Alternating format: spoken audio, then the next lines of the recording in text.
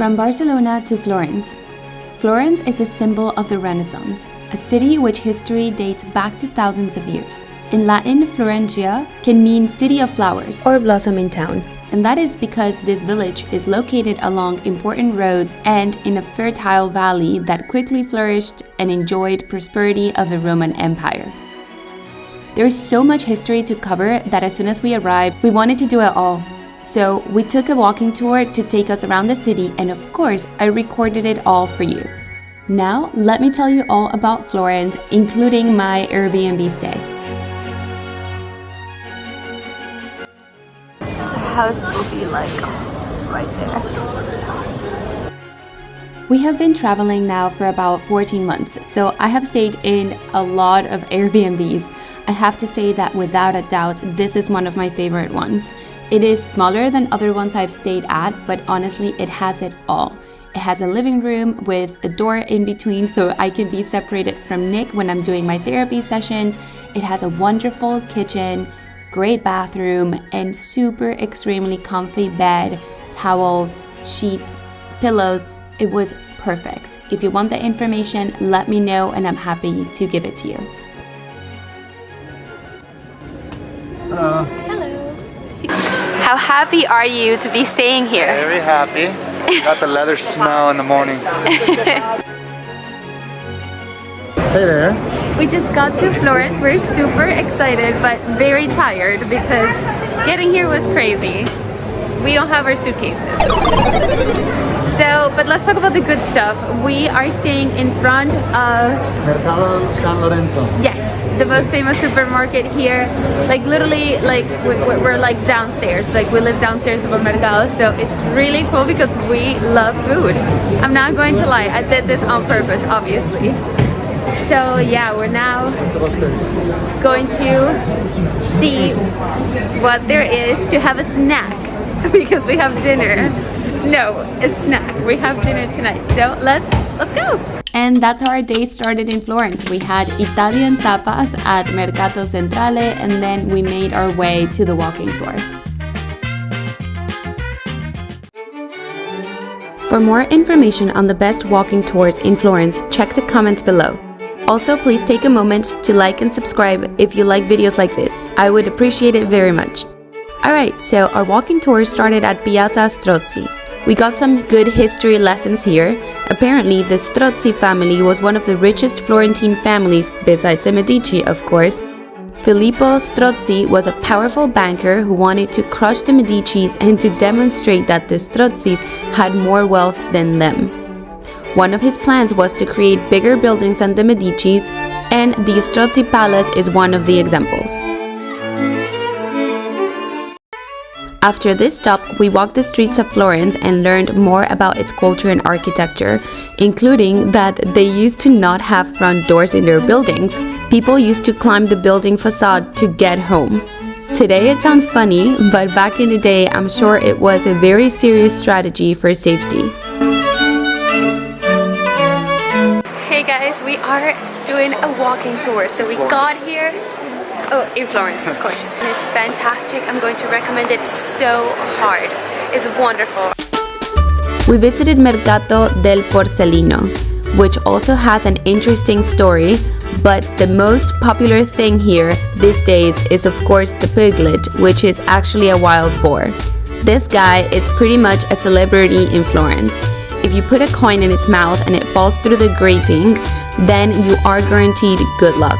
I'm sure whoever gets the big bag of coins at the end of the day is the one with guaranteed good luck here, huh?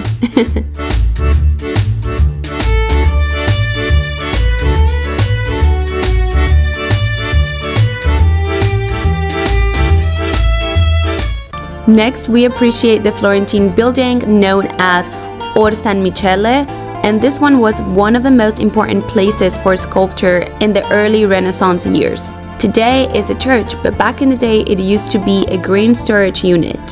So as you can tell, it doesn't look like a traditional church in the outside. Do you know why that transition? Come to Florence to find out.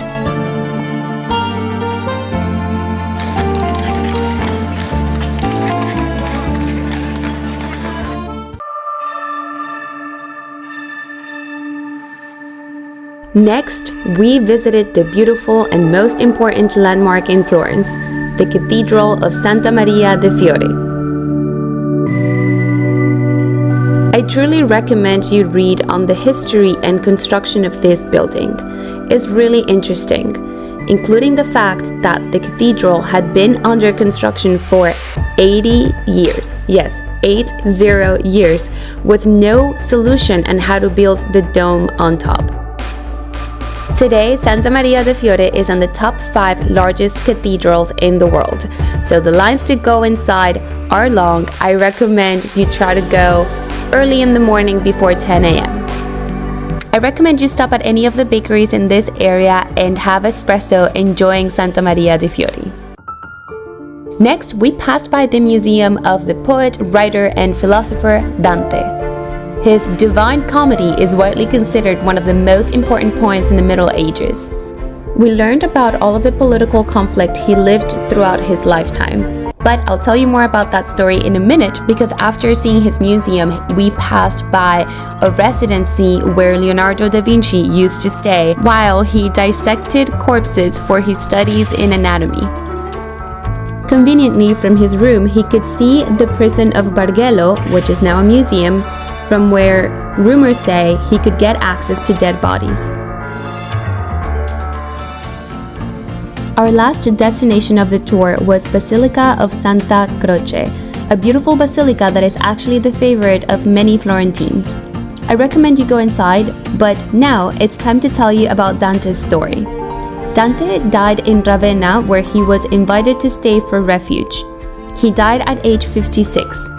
On his grave in Ravenna, a verse of Bernardo Canaccio, a friend of Dante, is dedicated to Florence, Florence, mother of little love.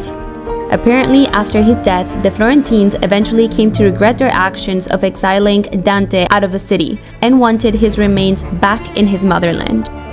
They built a tomb in Basilica of Santa Croce that has been waiting for him for years, without any luck. Ravenna thinks Florentines are undeserving of Dante.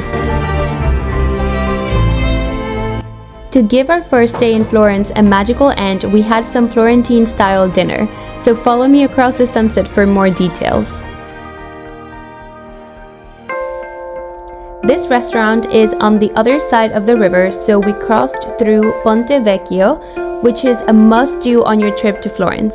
The sunsets from here are so beautiful.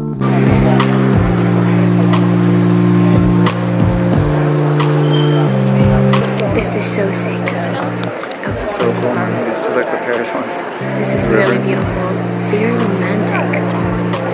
Honestly, picture you with your date in here.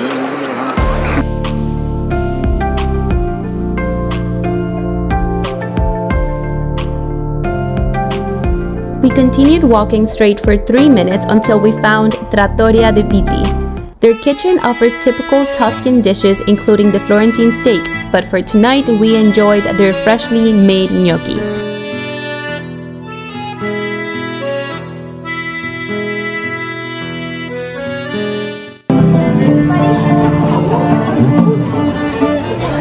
If you like this video, wait until I take you to the Tuscan villages for wine tasting.